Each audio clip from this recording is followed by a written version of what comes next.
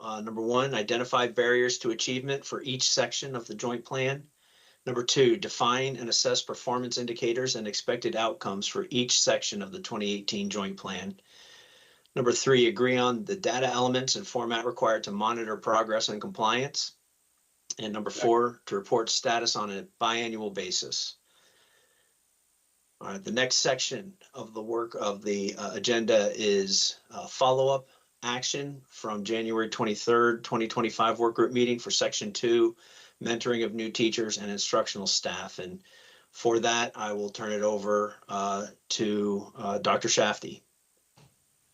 So I don't know, Matt, because we did schedule the meeting that did not take place. I understand there's a shift in thinking not to have that meeting and rather discuss it here within the confines of the meeting. So in terms of additional information, we don't have anything in addition to present because we were dependent upon that meeting. So understanding that it's not taking place, I don't know that it's worth the group's time to have the same conversation that we've had before. So I hear conversation. So speaking about the information presented aligned to the KPIs, I'm comfortable using that information that we presented ultimately to make a motion that we look at the information provided aligned to the KPIs to determine if we have made progress, which it would entitle us for unitary status within the area of just mentoring. So I'd like to make that motion if I could. If I may respond. Sure. On February 11th, 2025, Matt, I emailed you and asked that the information that was going to be covered with Kevin in that separate meeting be covered together with the work group for purposes of transparency and so that everybody could have the opportunity to receive that information at the same time and in the public as we've been doing previously. And there was no response to that email. And we believed that that was going to be the purpose of this 10-minute portion of time that was set aside. There's still, as I understand it, and based on your most recent email to us, not an agreement in terms of the information that we were looking for as it relates to section 2.8 and what information we were seeking to track compared to the district's definition and use of the term renewal. And so I believe that Dr. Shafty was going to go back and try to get information following what Kevin had brought to light at the January 23rd work group meeting. So we're still waiting to get that information from her and a better understanding of, kind of where it went off the rails and why we have a misalignment, I'll call it, in terms of the information we were seeking, the data we were seeking, what we were trying to track, and what's actually being tracked in terms of section 2.8 or KPI 2.8. I know you asked Matt, and obviously I'll let him respond, Jody, but from my perspective, I have 4 other board members, probably all of which are watching this information. We agreed to something, and hey, things change, decisions change, there's meetings after meetings. But when we agree to do something publicly, in the next public meeting is a shift or change in practice. I just think we need to do the best to honor what we agree upon in a public space. So I'm not following, Dr. Moore. Are you saying that because what I'm saying is in the last meeting, we agreed to have that subcommittee meeting and then come back and have that conversation. There was pretty clear consensus. That was from a viewer's perspective or anybody in the public who's viewing, that was the last that they've heard. Then meeting was scheduled. Unfortunately, it didn't happen. Conflicts happen. Then we've decided not to have that meeting. So in the true spirit of transparency, we said something to the public that we were going to have a subcommittee meeting in order to have a level of clarity and then come back to 10 minutes, come back and have that conversation in 10 minutes. Now we're back in the sunshine. And I know I'm gonna get the emails. Well, what happened? You said you were gonna do this, and now the first thing you're talking about, you did not have those meetings. So I get things change, but when we make a commitment, I think we should honor that commitment. And here, because and just hold true to it. So to me. So that I understand your position, Dr. Moore, are you all refusing to present the information in a work group session, just so that I understand? I appreciate rehashing the series of events since the last work group meeting, but if you could just let me know your position very clearly on the record. Are you not going to present that information in the work group session? Do I have to raise my right hand to swear in, or no, no, sir? Just to make Okay. it clear, I'm still not clear on the answer. So we created the KPIs, and we created the KPIs in order to eliminate the confusion that we're having right now. We agreed upon the KPI that we're now discussing March, April, whenever it was. There was a great deal of conversation. There was follow-up conversation. I think it was over the course of 2 meetings. Now we come into the next meeting. I am extremely excited. I am encouraging to my board saying, work with me and trust the process as we've created these KPIs, because for the last 5 years that I've been here, regardless of the structure of this work group or equity committee, we've always hit the fence when it's come to the point of presenting information and then determining progress based on that information, which is why we collectively went to the judge and say, hey, let's have the KPIs and everything that Matt just basically reviewed. So now we're coming back to the point where we're having the same conversation. You go back and you watch the information. We came to consensus in a public meeting regarding what that KPI was. And now there seems to be confusion around it. So I'm not refusing to present the information. I think we did a very, very deep dive on the agreed upon KPIs, presented the information associated with the KPIs. And I am personally, not speaking for others, extremely comfortable that this school system is entitled to unitary status in the area of mentoring based on the work that it has done and the identified criteria established both within the KPI and the 2018 joint plan. So hopefully I'm being as detailed as I possibly can be on my stance for the record. Dr. Moore, go ahead.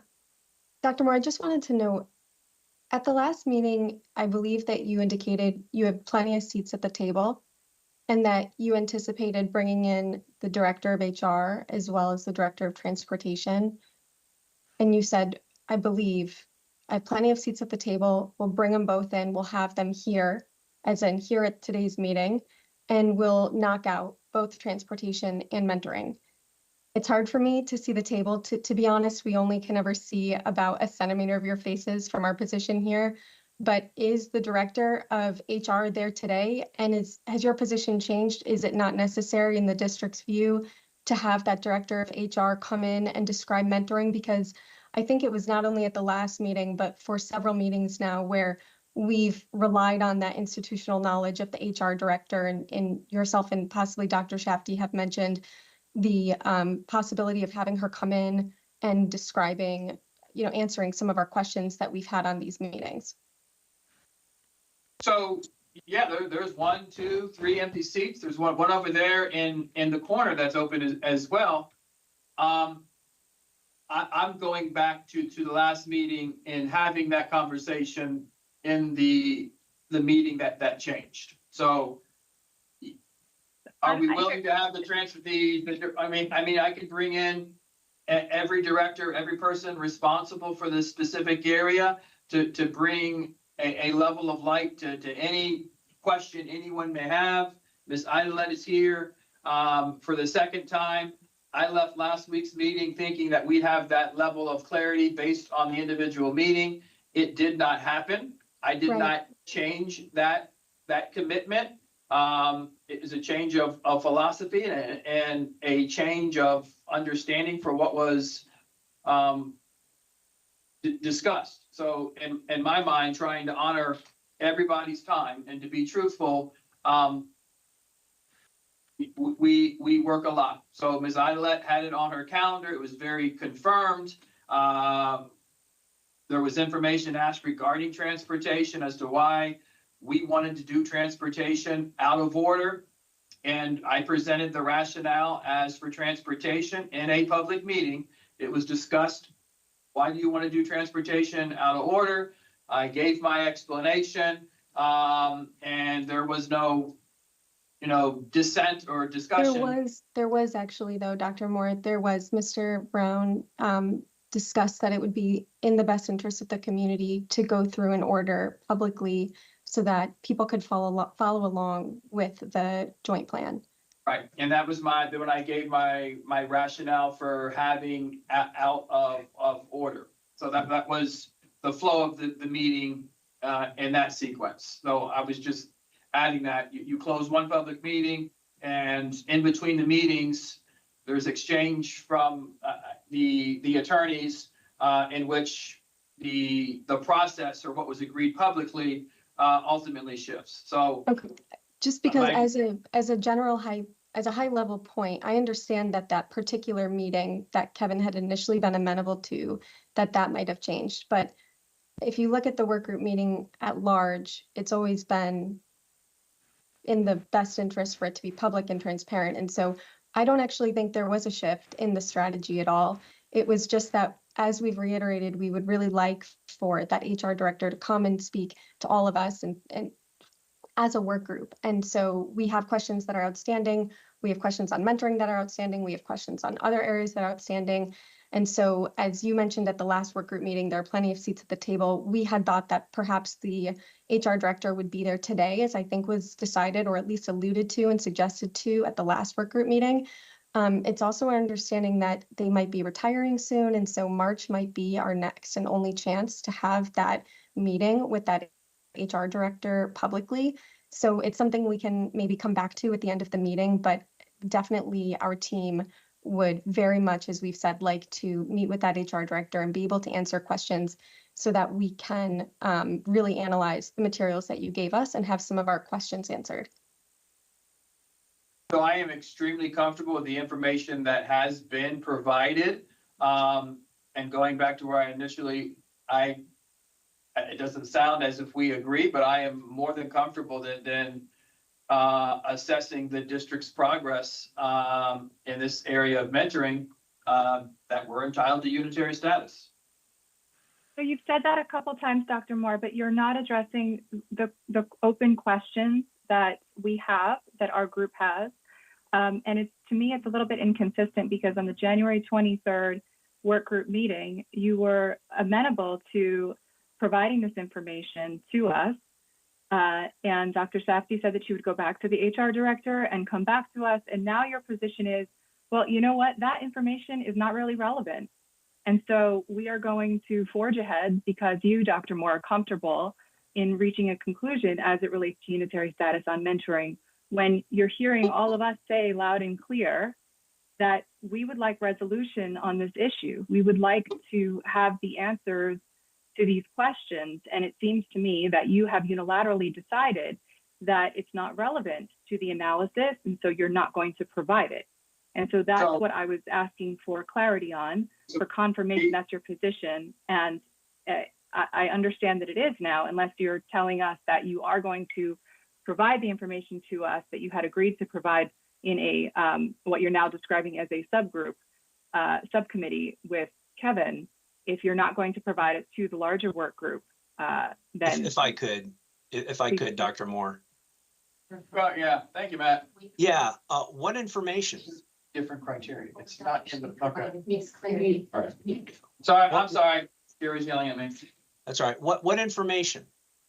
The information that Kevin was asking about the discrepancy in the Excel spreadsheets that we discussed in the last work group meeting, Dr. Shafty said to us very candidly that she was not able to speak to that, and she was going to go back to the HR director to get an answer for us.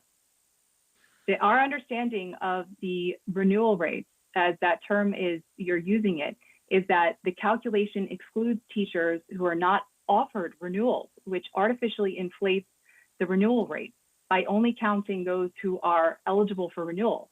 And so it's not capturing the entire group of individuals that we thought it would be capturing. And so we're looking for clarification on that point, and I believe Dr. Shafty was going to get it for us. And that's the information that was going to be presented to Mr. Browning. All right. What other information do you need? What other information, what other questions are outstanding? I think those questions might be better addressed for the time when we have the HR director here. Well, I'm asking now because it's been referred to a few times that there are questions that have been unanswered. And to address the first thing that was thrown out there, which was that you sent me an email on February 11 and I never responded. I'm looking at my responses to those emails that went back and forth over the following days. And I'm seeing where this is a February 13 email where it was stated that we cannot commit to providing questions in advance of the work group meetings. So we're here. Dr. Moore has made a motion to find that the district is in compliance and it deserves unitary status as it relates to Section 2. The response included assertions that there are questions that are outstanding. So one question is, there's a perceived discrepancy based on what I believe to be a misunderstanding of the terms. But what other questions are outstanding? What exactly were you going to present on that day that you can't present today? You had the HR director ready to present, and now you can't present. And there were 2 meetings back to back where we asked questions, and you went around the table and said, we don't know. We have to ask the HR director. That's an HR question. We have to go back to the HR director regarding retention. But you can feel free to ask me any question you want. I'm responsible for the totality of the school system, so feel free to ask the question. And I sent you the email, I think, Dr. Kevin. Dr. Moore. Kevin. You're breaking up. Yeah. He's frozen now. If I may, while Kevin is unfreezing, as Jody said, Dr. Moore, you made a unilateral decision that you are ready for unitary status. My concern, going back to Kevin not making that meeting, you put too much, in my opinion, there's been too much emphasis put on the fact that he missed the meeting. But it also involves a lack of transparency for Kevin, even though he had reasons. But for Kevin to entertain that meeting would be getting beyond transparency. If we were to be honest, you and I can go into the past where those side or sub meetings led to a lot of trouble. If it can't be said in front of all of us so we can discern the relevance, so we can discern the credibility that all of us, because in the meeting one-on-one, Kevin said, we weren't there to validate whether Kevin said it or not, but I think it's more prudent that we answer all questions in the sunshine where all of us are present, the attorneys and our work group members, rather than to hold side meetings and come up with answers that are not valid. Now, to use that as a premise to not want us to meet with the HR director, I think that's a bit much, because we're trying to do this the right way. And as our attorneys have stated, Kevin has stated, we went round and round. Dr. Shafty, don't be tight-tongued, but you did say that you could not answer a question, that you had to talk to the HR director. And there was other questions that were alluded to that needed her to be answered. Now all of a sudden, she's irrelevant. She's not needed. Oh, I'm Dr. Moore. This is my district. I can answer them. But previously no one wanted to or could answer those questions. And now all of a sudden with the waving of the wand, they're irrelevant and we want unitary status in mentoring. It's very disconcerting. So I was going off what was agreed upon, change in practice. I want to hold true to what the KPIs that we spent over a year on. The KPI itself is addressing renewal rate, and then it shifted to retention.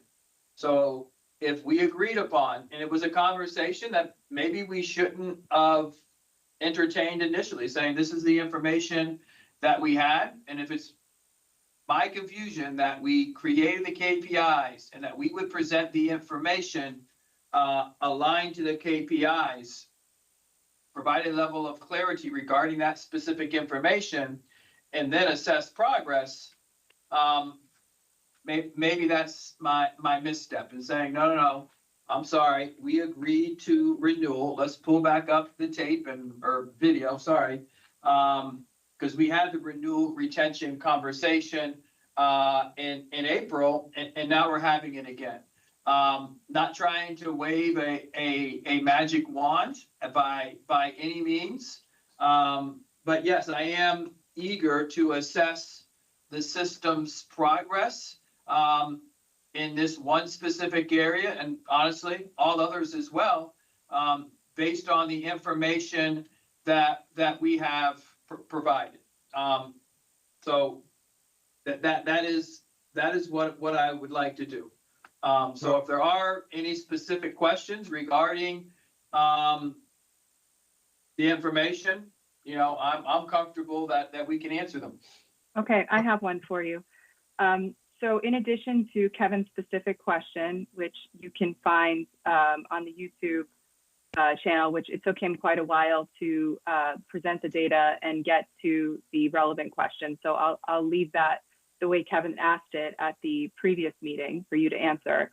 In addition to that, I would like to know how you calculated the numbers that were provided in the chart as it relates to 2.8 KPI. How are those, the specifics, the details on how that information was calculated and how you got there? Because I think as Kevin set out in the last meeting, it doesn't match the Excel numbers that were provided. And so having a better understanding of how you're calculating those numbers, I think might help us. So Jody, we started this conversation at the December work group meeting, and we connected with the HR director then, and she provided a response as to how it was calculated. The data provided was for all teachers eligible for renewal, exclusive of tenured teachers. Please go slower, please go slower. I think you have the exact language. That's fine. If you could please just speak slower for me. When the Department of Human Resources determines the renewal rate for teachers, some of those teachers may resign at a later date. Those individuals who resigned would have been a positive for renewal, but not for retention, hence the discrepancy. This is why retention rate would be completely different than the renewal rate. Okay, I understand that. I think our confusion is that it's not just as it relates to the teachers who are resigning, but also those who are within the probationary period, and how they're, forgive my ignorance as it relates to the correct terminology here, but how they're non-renewal, non-retention, not coming back because of the district deciding that they should not come back because that's their prerogative during the probationary period. How does that impact this number?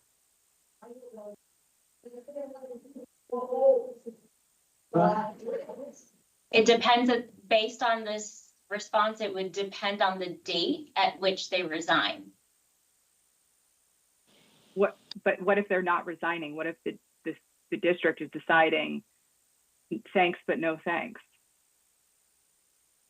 Tell me more about what that could be, because non-renewal to me could be for a variety of reasons. It could be Because we have certification. it 2,000 could less be students. Less student enrollment.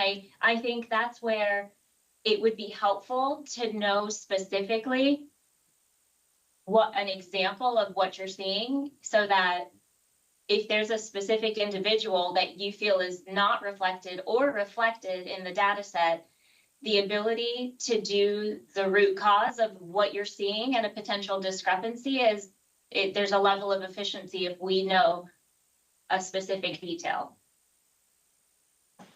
Is there another, Excuse me, Gordon?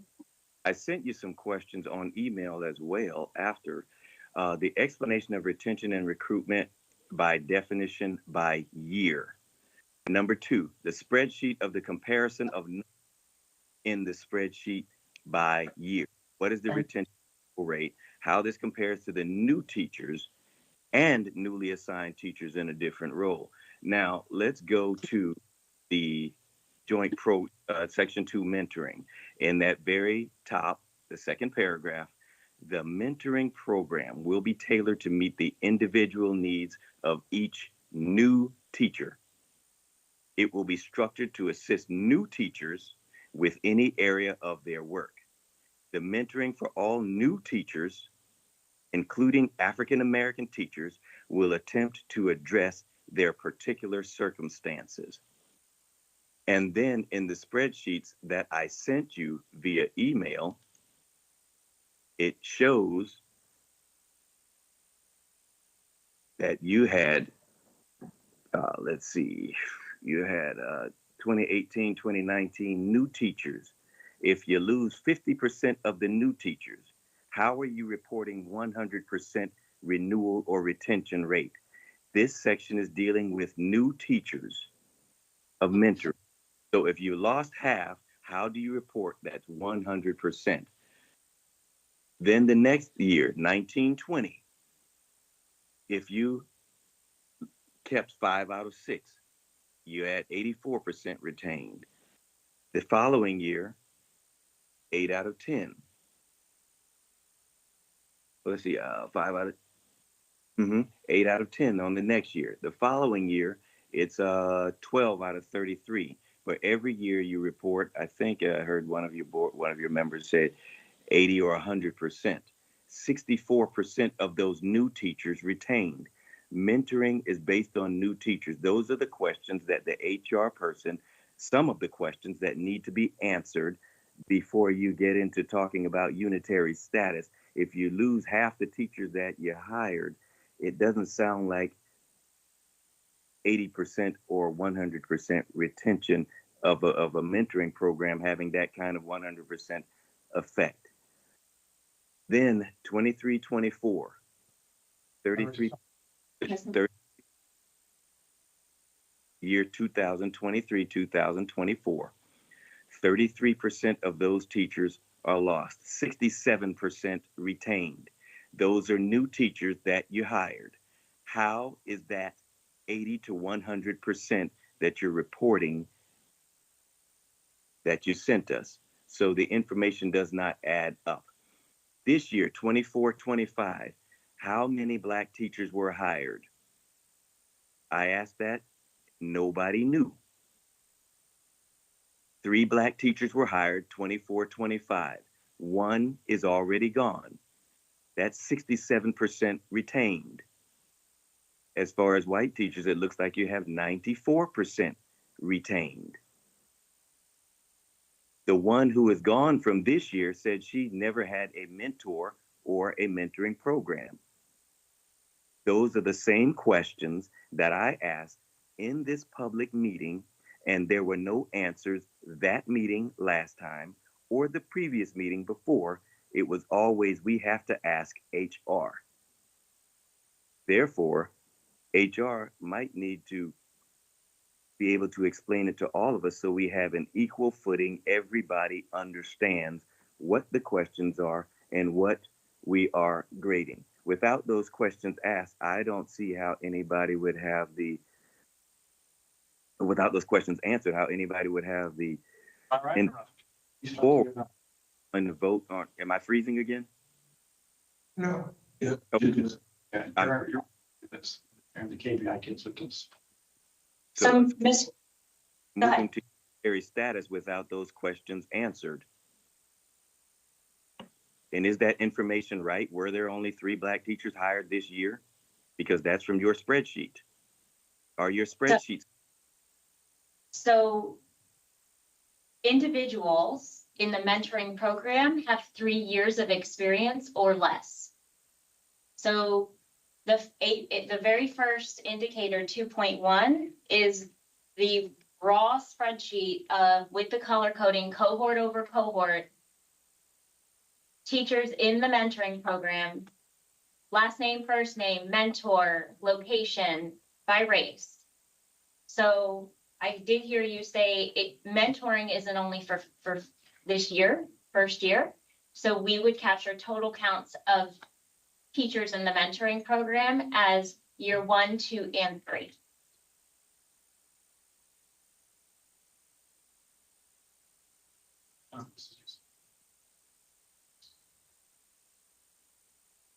So which question did you just answer? And can you repeat that? Because I don't think I understand what you just said.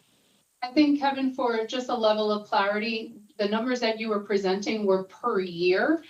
Like you said, 1 year there were, I think you said 3 teachers. The next year there were just a number of teachers. You did it per year.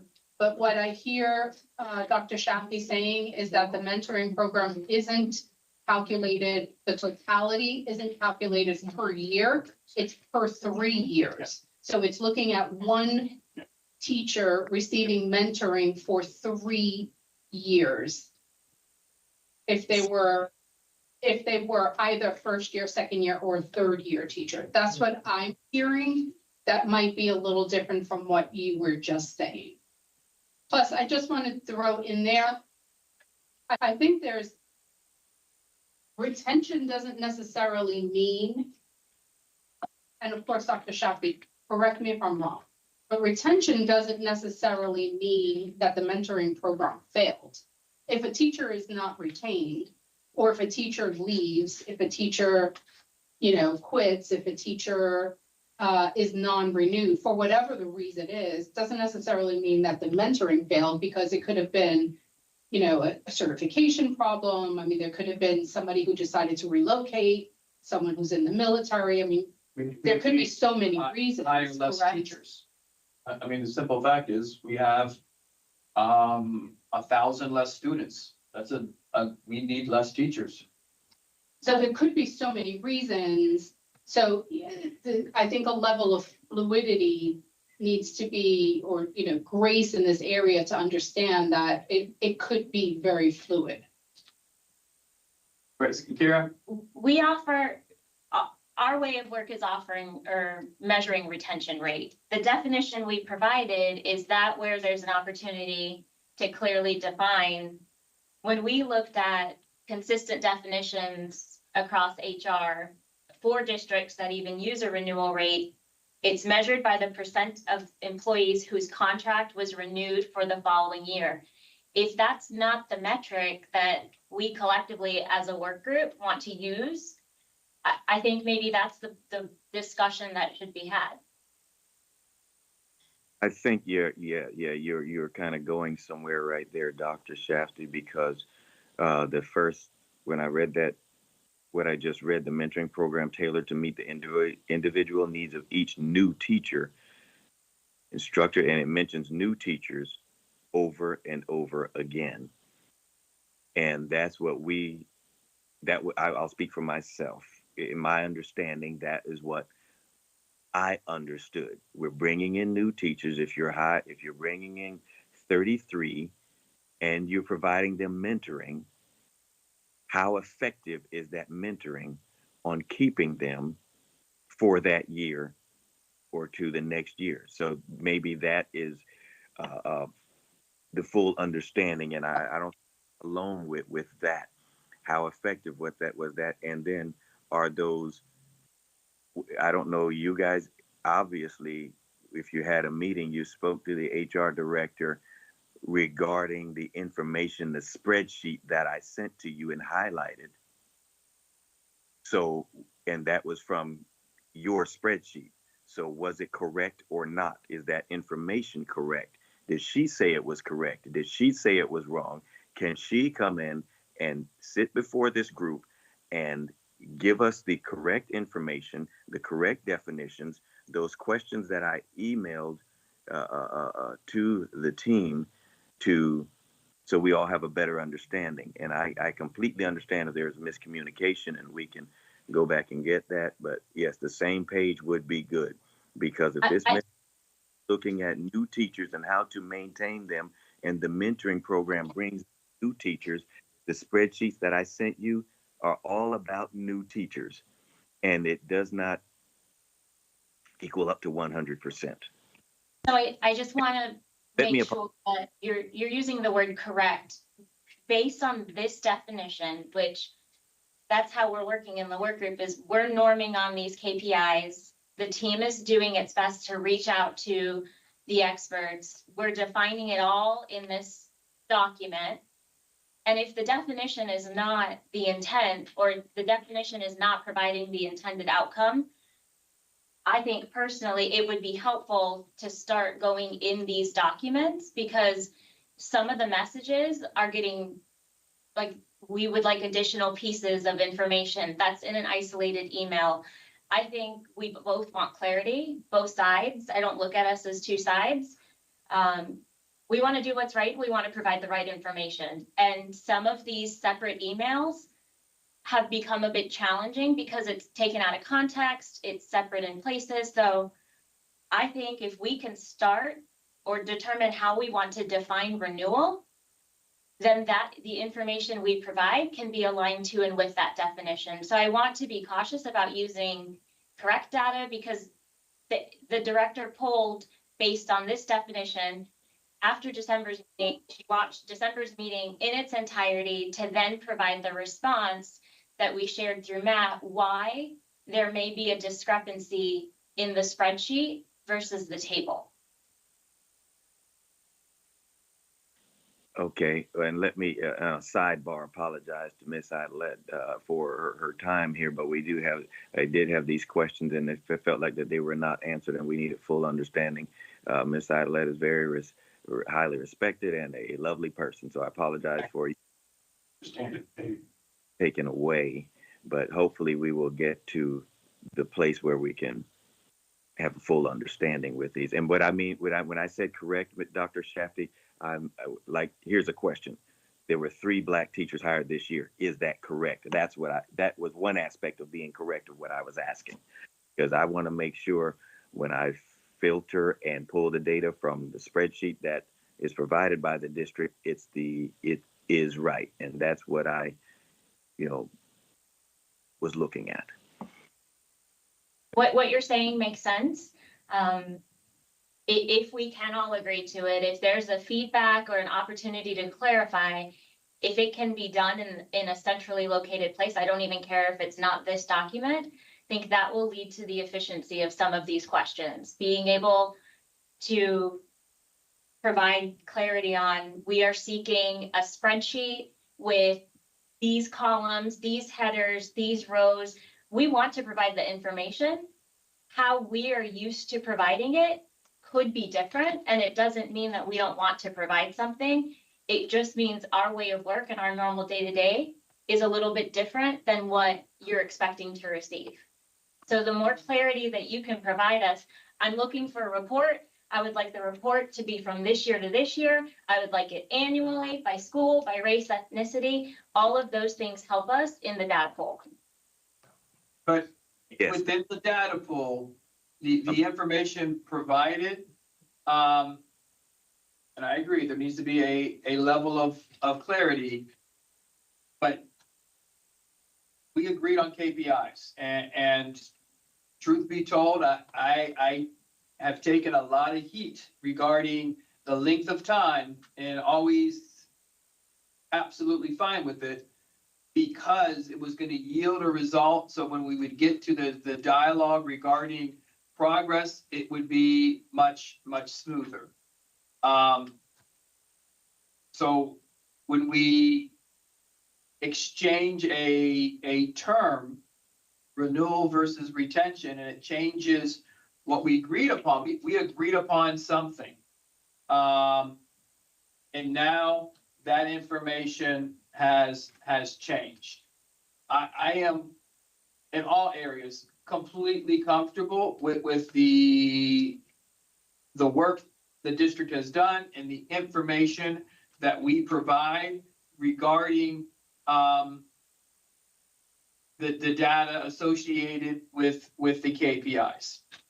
And we've got to say, hey, that's what it is. Some of this, a request for additional information that goes to Matt are things that are absolutely not within the KPI and not fair for me to ask my people to go and create something that doesn't exist. I won't do it. But I can provide, based on what we agreed upon, the KPIs, that information. And it just seems as if we're going all the way back and not going forward. So I am comfortable with the information that we've provided. I think the explanation works. What Kevin just said is, and the conversation you and Kevin just had, is that we're no longer going to use renewal. We want to use retention. We want to use renewal. Is that correct? It's the other way. Okay, we no longer want to use renewal. We want to use retention. That's what they're saying. Then yeah, I mean, then if we're going to change what was approved by the committee, then we should vote on that. If other than we have to go back and do that work, but this, it's Okay.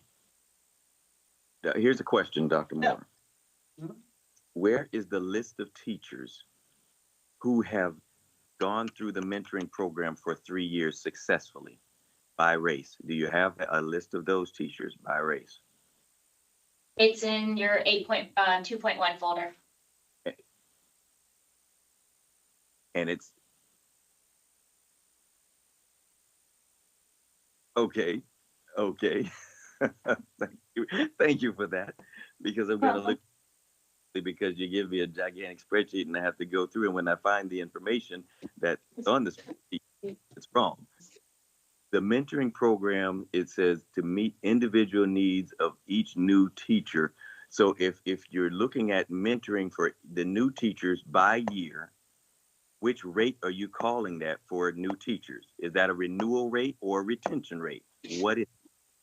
We in our strategic plan measure retention rate. In the back of every year since 2020, I think, one of our outcomes is retention rate. So that's where norming on the definition of renewal rate is a change in thought philosophy for us, because we don't use, that's not our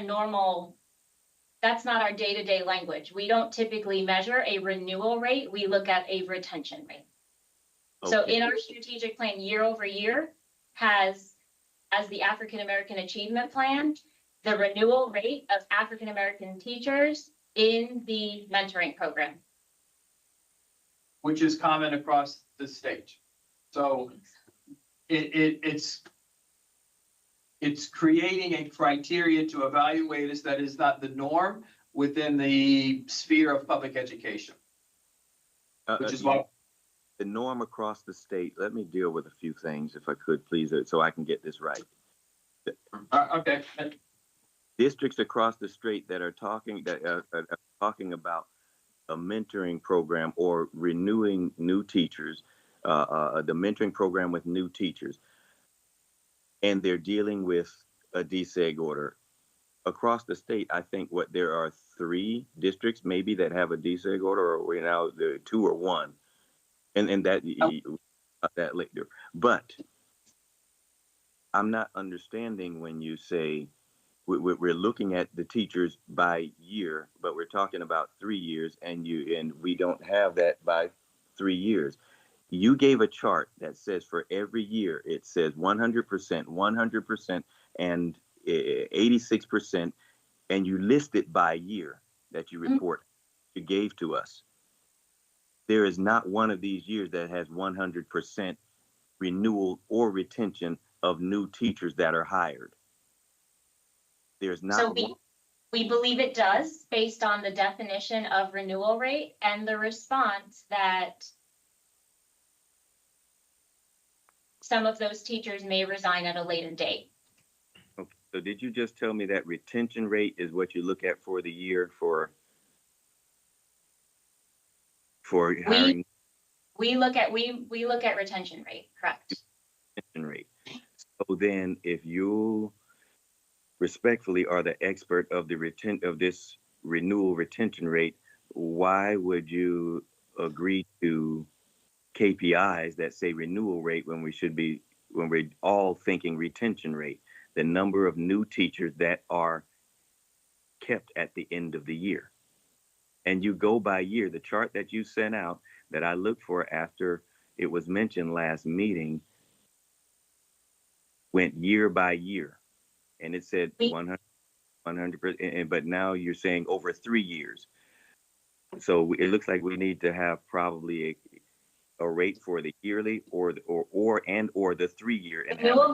Renewal rate as defined is annually, but teachers, your count of teachers in the mentoring program is over their 3-year span in the program. I don't think they're aligned. I think they're two different data sets. If you look at indicator 2.2, there's a definition there. It says each newly hired or newly assigned teacher and instructional staff member shall be enrolled in the mentoring program, which shall run the first 3 years of their employment. So it could be either a newly hired or a newly assigned teacher.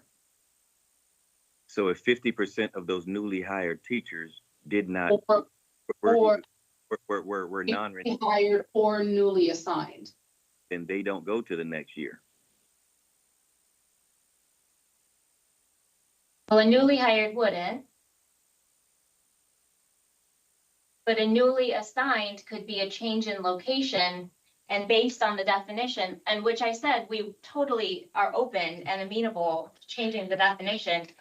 But if I move from point A to point B, I'm still on contract. So if we want to change the renewal rate definition, we would absolutely be open to that. This is just the first time since that note with the definition has been on there that we've had the conversation of, well, maybe we need to define it collectively. I think right too, because we did have teachers who were PSC and who were well over, some of them 15 years. So point of order, those teachers are not in the mentoring group. They're not new teachers. That's not any conversation that's being assessed within this area. Hold on, Dr. Moore. They weren't in the mentoring group? If they're professional service contract teachers, they're experienced teachers. We're assessing the mentoring program for new teachers here. Okay, so we're going with new teachers, exactly. But when newly assigned teachers, we had newly assigned teachers that Tony and I came in to meet with you and I think you had some staff there moved out of their position and they had mentoring. So yes, we're opening to defining it right so that we all understand. Nothing we would love more than to be on the same page, because I can't afford enough ibuprofen right now because it's a big headache trying to understand and follow along. So yes, please, let's get the definitions that we can So all. we provided our suggested definition.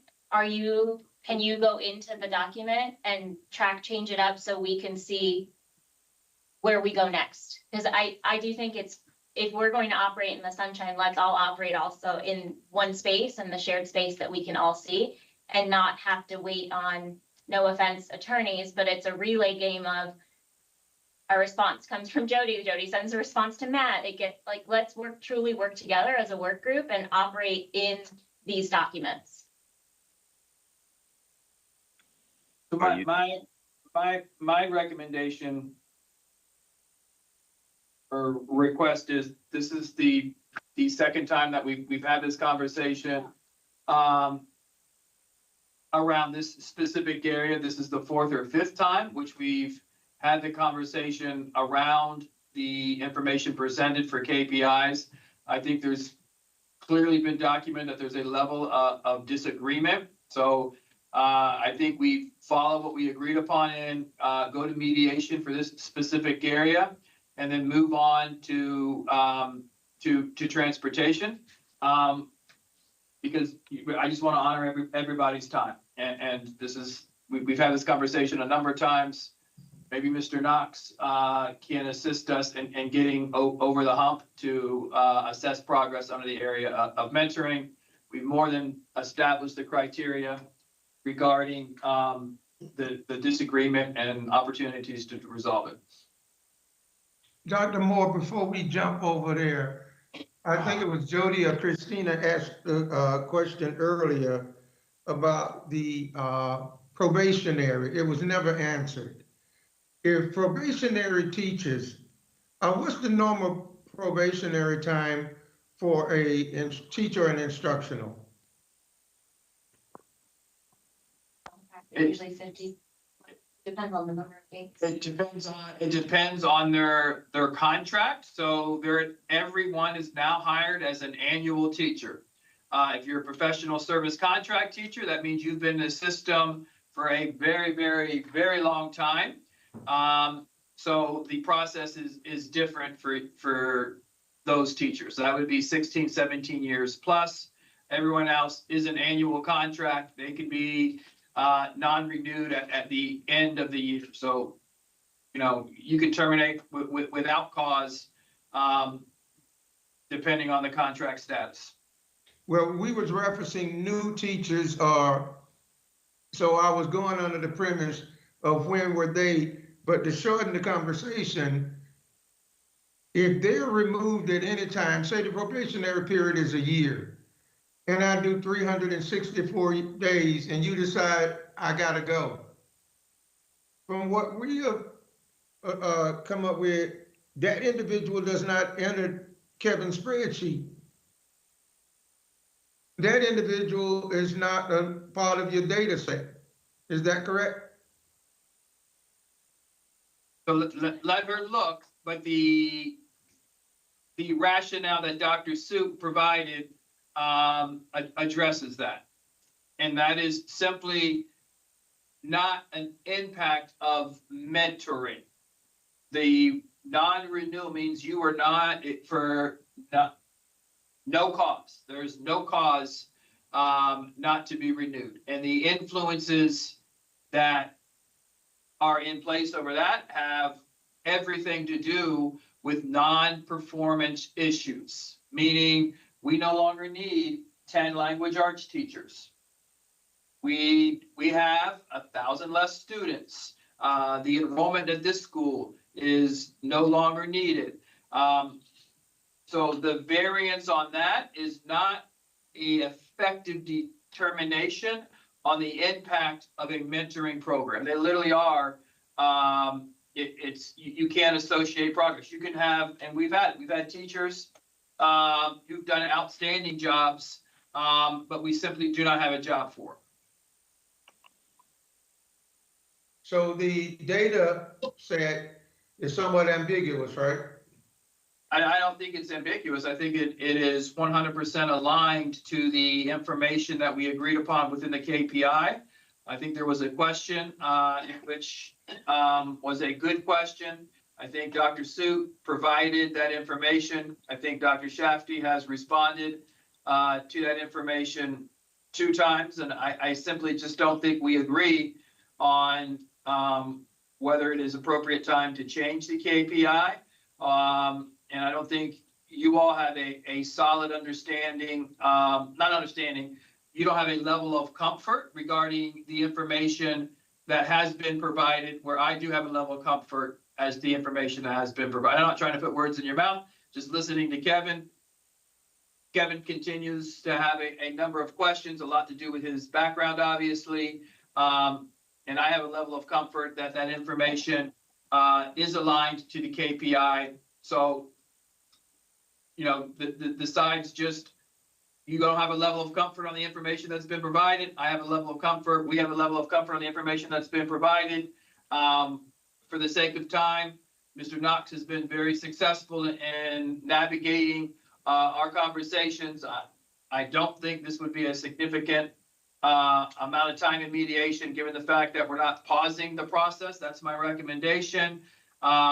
We just move on to the next one, which is transportation, and the attorneys coordinate with Mr. Knox and see if he's still available to support us.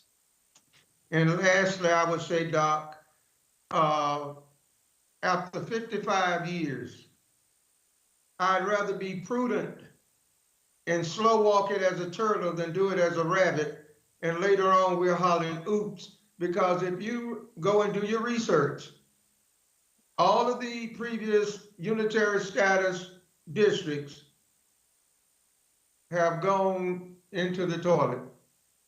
The African-American students have been, it has been a waste because they didn't do their due diligence. They didn't dot all the I's and cross the T's. They were not vigilant. They were not erring on the side of kids. It was, let's check the box. Let's make ourselves look good. Let's bear down the pressure of the community saying this and the community saying it's taking too long and this and that.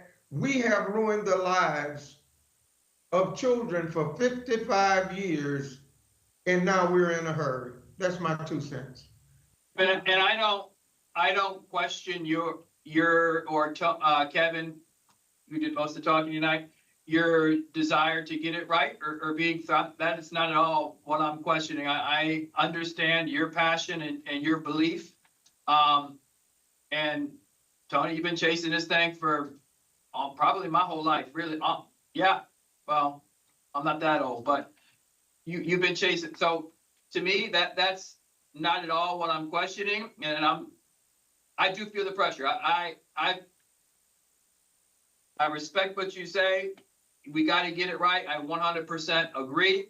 The quicker I can get it right, and everyone feel that it's right, is the best place for me to be. That's why I'm recommending we don't do what we did 3 years ago or 4 years ago and pause the entire process. We just say, all right, you know, we respect each other, but we don't agree on this data set right here. We've tried to talk it out 2 times. Let's go on to the next. Let's get a mediation and continue to follow the process if we can't get concluded. Respectfully, Dr. Moore, what you're saying is completely different than what Dr. Shafty just said. And so is it your position collectively that we have to go to mediation on this? Because I'll tell you, speaking on behalf of Mershawn, Kevin, Tony, and Denise, we were aligned with Dr. Shafty when she said that she was totally open and amenable to change the definition. She said, if we want to do that, we're totally amenable to it, that you guys want to get this right and provide the right information. And we were excited to hear her say that, honestly, because if there was a misunderstanding, it was not, we know it was not the district trying to propose a term that we didn't, truly want. We're not ascribing any malintent to what happened. We just want to make sure that we are aligned on what the work group is seeking. So is it, I'm not clear. Are we moving forward with the red line as proposed by Dr. Shafty, or has that been overruled and now it's only mediation is the only option? So I am hearing the words of Judge Williams ring in my ears that this is a service and this is something that you should access. That was said in court. And I need to move this work forward as efficiently and as effectively as possible. So yes, that is my recommendation, is that in this specific area, to get it in, get it out, get it assessed, that we move forward with that without pausing the rest of the work.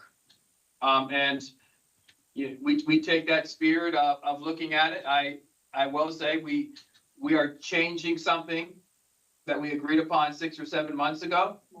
Oh, no, a year ago, which to me is if I'm accountable.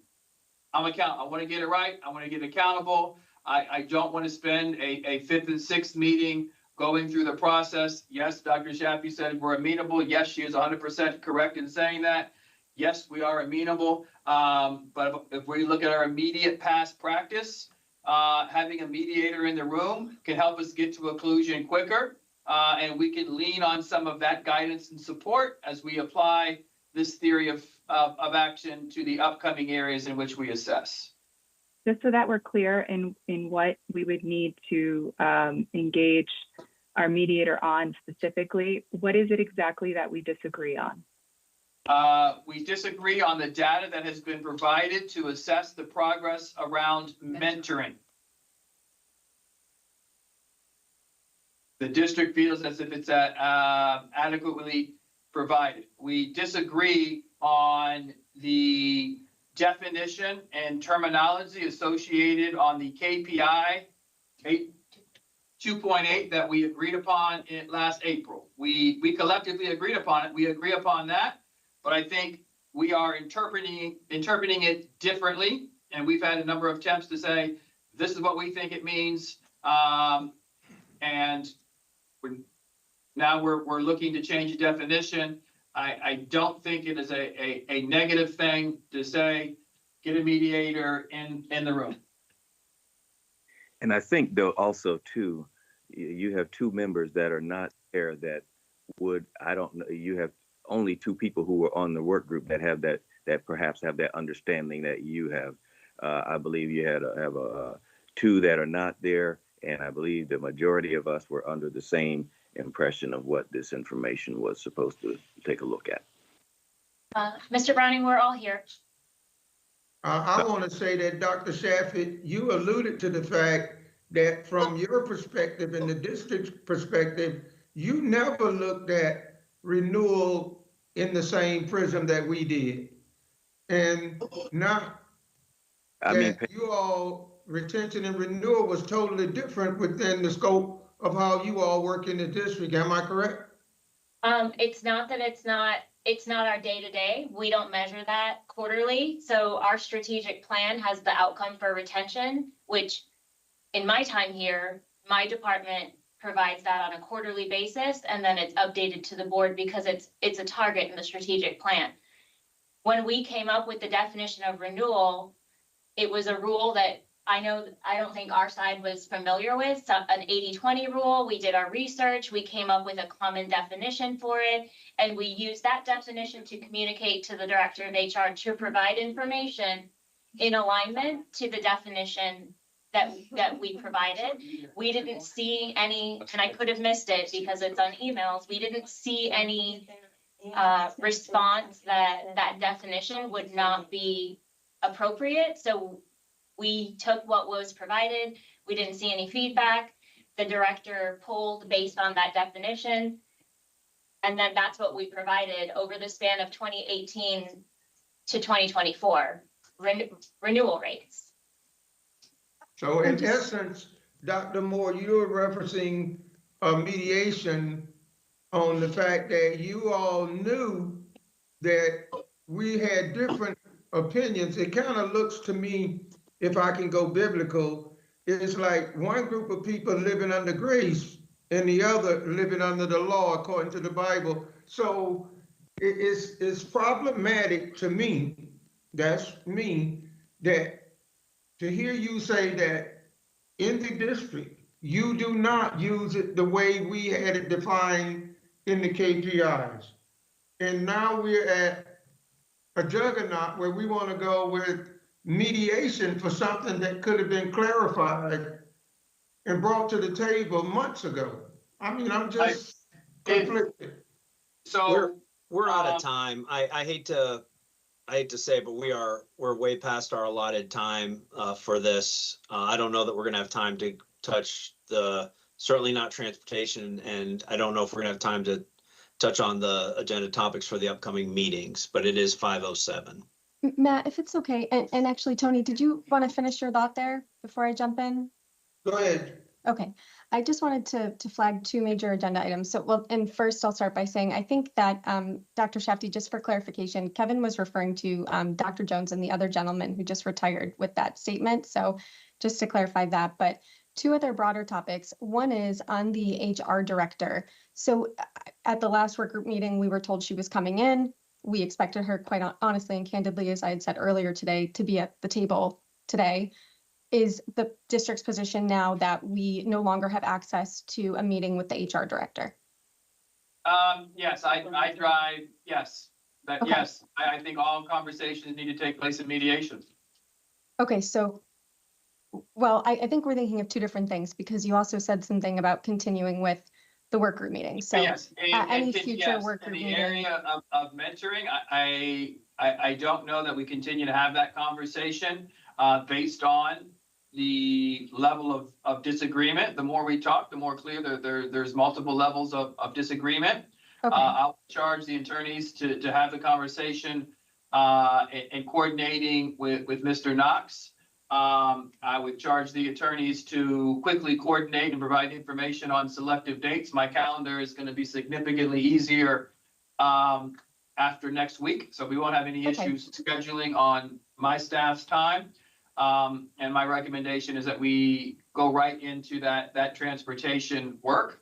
My recommendation is that any feedback or requests in regards to transportation are embedded into the document that Dr. Shafty has put together, and that is the landing space, and the external communications as it relates to requests are within that document. And not through emails. That way, because it is a shared document, we all have it in real time, and we're all equally prepared to engage in the conversation around transportation. Okay, so I just had noted I had a few topics. So the first is that we understand your position. Our work group meeting will no longer have access to the HR director, so we hear you on that. I will note that you mentioned that your reasoning for that is because we have disagreement on mentoring, which is counterintuitive, because the director of HR would be able to provide guidance as to our disagreements and our need for clarifications. But we will accept your position, your unilateral and change position, I guess, as the current one. The other two things I wanted to note tie to the agenda. One is, I'm quite frankly surprised that we had the motion on unitary status raised at the beginning of this case, as we had let Matt know and had hoped had been communicated to you all in advance. We are down one person on our side. And so a vote wouldn't have been able to happen anyways, but also it wasn't on the agenda. And we had actually asked for more time with mentoring and had been told that no, 10 minutes was the maximum that we could spend on mentoring. So just two pieces on that, which is one, had we had more time at this meeting or at any meeting in more than 10-minute bites, we would have been able to make some more progress on this particular KPI. And two, if it's okay, just my last brief point, which is 10 minutes to vote on unitary status. It seems short. There's no time limit to the amount of time and resources that we can. I'm just going to ask to close the meeting. You're trying to make a number of points when clearly we're going to mediation. So, well, these are Mr. high level Carson, points that they're on the work group meeting at large, not necessarily this particular one or on mediation. So just wanted to make sure that that was addressed, is that we hope that we have equal access to, one, the community members that you had suggested previously, and two, a voice in the agenda, because to date, it's really been a unilateral agenda that we've accommodated. But had we had more understanding about what today's meeting would be about, I think maybe we could have got off to a smoother start and really spent more time substantively on the issues that we wanted to discuss. I couldn't disagree more on agenda development and the criteria and direct responses that you provide, specifically in regards to what information you are basically dictating to Matt. That's another conversation, Yep. also around mentoring. We're happy to have it. We're happy to Carson? have it, Dr. Moore. Oh, I would love to, but right now it's 5:12 and I got 2 more events I have to go to. Mr. All right. Carson? Yeah, well, it's 5:12. We'll adjourn this meeting. Ms. Dines, Ms. Avia, Just I'll before reach you, out. Matt, before you adjourn Matt, the meeting, we I have- will just say that there was. We have a level of clarity, Matt, to close this out, to ensure that we are going to move, or that you're going to work with the attorneys, that we are going to move for mediation for only mentoring, Yeah. and that next meeting will be scheduled for transportation. Unfortunately, our director will be here again a 3rd time. So that's pretty unfortunate. I'm grateful that she's been willing to be here. But I hope that we don't have to, have her be present throughout the whole meeting when, if we're gonna talk about something else. So if Matt, can you just, solidify some of these points so that we can, close it out? Well, I mean, I'm hoping to do that offline, but yeah, we will, I'll reach out to my counterparts on the other side to schedule mediation with Mr. Knox as it relates to Section 2, and to come up with dates, hopefully a number of dates that might work for the remainder, for the rest of the work group, or for the work group members rather, for the next meeting where we hopefully will finally get to talk about transportation. Just so that our position is made clear for the record, and so that it can't be used against us that we're acquiescing in any of this, I will just say that we will review the transcripts, the YouTube, and make a determination at that time whether we think mediation is appropriate on the issue of mentoring, first and foremost. Second, as it relates to your request to continue these work group meetings while mediation is pending, we will consider that request. We are not agreeing to it at this time. We'll get back to Matt on that issue. And Dr. Moore, as it relates to your request that we work within the document provided to us by Dr. Shafty to ask questions and request documents, we can't agree to that. That's not the most efficient way for us to communicate with you, and I don't think there's any requirement that we do so. And so we'll continue to ask questions in every way that we feel appropriate, and to ask for documents that way. So that's just our position on that. And yeah, we will connect with Mr. Carson offline. And that is, thank you. Have a All right. good evening. Bye.